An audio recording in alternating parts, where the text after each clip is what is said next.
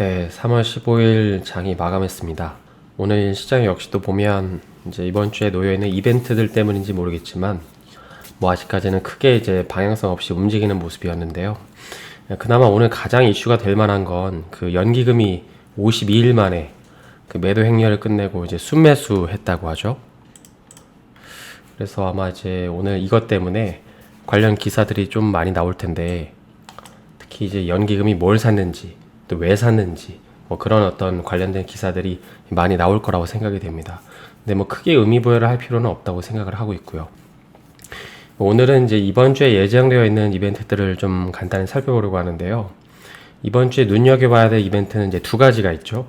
먼저 목요일에 예정되어 있는 미국의 FOMC 회의랑, 그리고 금요일에 있을 미국의 선물 옵션 동시 만기일입니다.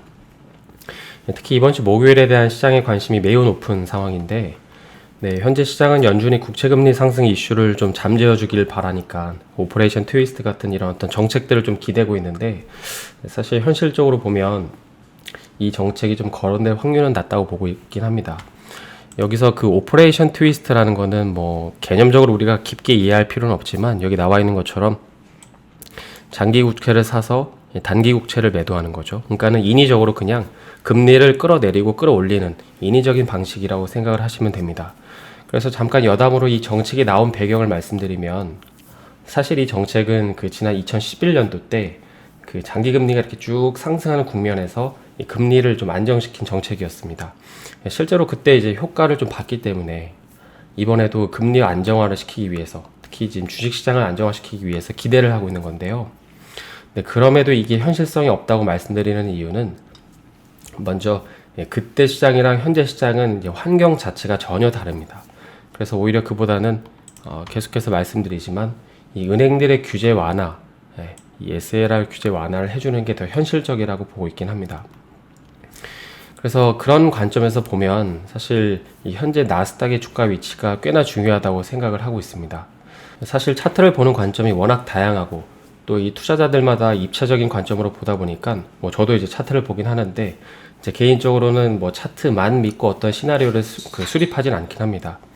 그래서 개인적으로 여기 보면은 저는 이제 저항 지지선, 그리고 그 거래량, 캔들스틱 이 정도를 좀 보고 있습니다.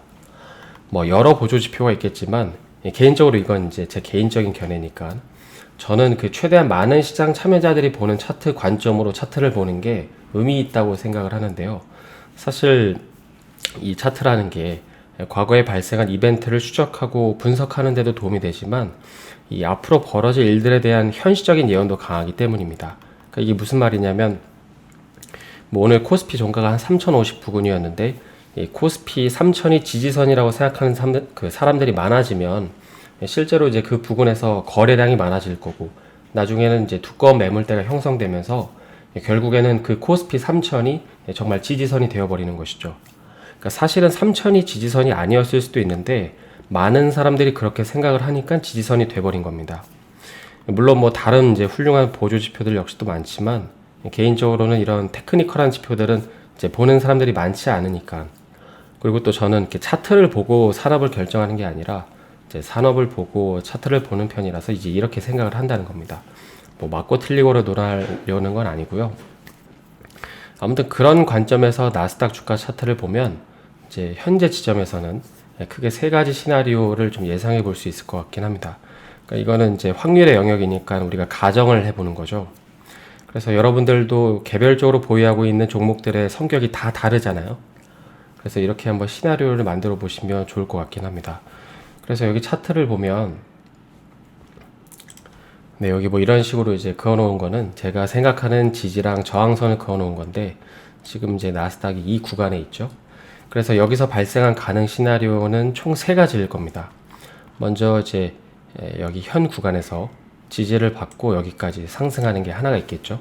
그리고 두 번째는 여기 12000 구간, 이쪽 구간까지 물량을 좀 뱉어내면서 빠졌다가 반등하는, 재차 반등하는 이제 시나리오도 하나 있습니다. 그리고 마지막으로는 이제 그냥 원웨이로 하락 추세로 전환이 되는 것이죠. 이 정도 시나리오가 있을 것 같긴 한데, 사실 3번은 좀 극단적인 경우니까 아마 1번에서 2번의 경우에서 좀 결정되지 않을까 싶긴 합니다. 그래서 하나씩 좀 대입을 해보면, 만약에 그 1번의 경우처럼 진행된다고 했다면 뭐 이거는 우리가 잘 아는 것처럼 이제 그동안 부진했던 기술주들이 다시금 회복 추이를 보일 수 있을 거고, 여기 이제 14,000 부근까지는 그냥 올라갈 수 있겠다고 봐야겠죠. 따라서 해당 추세가 확인이 되면 내 포트의 뭐 기술주 비중을 좀 더 늘리는 게 맞을 겁니다. 그리고 다음으로 2번의 경우를 보면, 2번의 경우는 이제 이렇게 올라가는 거잖아요. 기술주가 반등을 하지만 사실 그 시간만큼의 기회비용이 발생하기 때문에 일정 부분 기술주의 비중을 줄이고 가치주의 비중을 늘려야 하는 게 맞을 겁니다. 실제로 그 월가에서도 이렇게 포트 비중을 하고 있다고 하죠. 여기 기사를 하나 보시면 뭐 지금 팔아라 이렇게 약간 자극적인 기사긴 한데, 기사의 내용 중에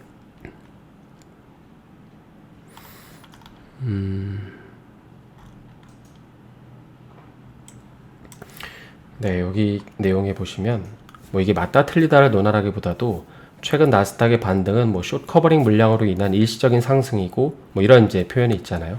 그래서 우리가 분위기를 좀 보는 거죠. 이 사람의 말이 맞다는 걸 이제 맹신하는 게 아니라 이제 그쪽 시장의 분위기가 이렇다는 것입니다. 그래서 아무튼 이렇게 포트를 좀 변경해서 추후 기술주가 이제 반등하는 시점, 네, 이렇게 이제 다시 반등하는 시점에서 네, 이미 오른 가치주들을 팔고, 그러면 이제 그동안 기술주들은 좀 싸졌을 거잖아요. 그래서 싸진 기술주들을 다시 사면서 이 나스닥 상승 흐름에 편승하는 방법이 있습니다.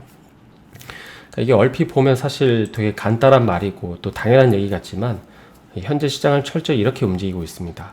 당장 우리가 가치주의 좀 대장격이라고 할 수 있는 금융주들만 보더라도 이 시장의 분위기가 현재는 좀 가치주의 흐름이라는 걸 알 수 있죠. 그리고 계속 오르는 것도 아니고 이렇게 티키타카처럼 주고받는 모습을 볼 수 있습니다. 그리고 마지막 3번을 보면 이제 이렇게 쭉 하락한다는 건데, 뭐 이것도 시나리오 중에 하나니까는 아예 가능성이 없지는 않겠죠. 그래서 사실 지난 10년을 보면 이게 약간 납득이 될 수도 있긴 합니다. 제가 그 지난 금융위기 이후부터 현재까지의 그 나스닥 주봉 차트를 좀 가지고 왔는데, 그래서 여기 보시면 2016년까지는 이렇게 완만하게 성장을 하죠.